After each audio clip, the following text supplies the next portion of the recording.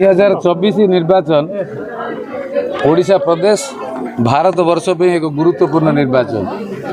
ये निर्वाचन फलाफल देशर भविष्य, देशर दिग्दर्शन, देश गोटे विराट परिवर्तन अर्थनीति हो, राजनीति संस्कार हो, आमर डेवलपमेंट प्रोग्राम हो, आ भारत को श्रेष्ठ देश हिसाब से सारा पृथ्वी पृष्ठ जो पूर्व परिचय थिला, जो सनातन धर्मर जो लक्ष्य थिला सारा ब्रह्मांड रे और विश्व रे जे जम्बू द्वीपर परिचय हला शांति उन्नति विकास वार्ता तथा थ्रो स्पिरिचुअलिज्म से कथा को जो प्रधानमंत्री आज सारा विश्व रे आरंभ कर लास्ट 10 वर्ष भितर ये आसंता 5 वर्ष बहुत बड़ बड़ निष्पत्ति नियाजिबो भारत वर्षर समस्त सारा विश्ववासी को प्रभावित कला भाया निष्पत्ति नियाजिबो। मु आज लोकंकर उत्साह आग्रह श्रद्धा देखी मु भी आश्चर्य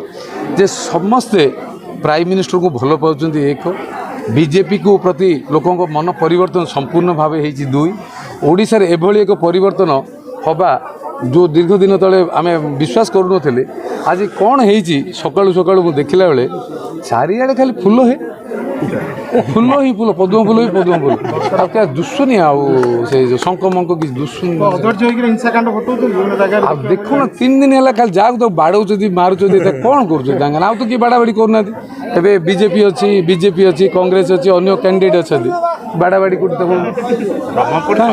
वर्तमान सुधा ब्रह्मपुर संसदीय क्षेत्र में 4 संसदीय भितर ब्रह्मपुर संसदीय करो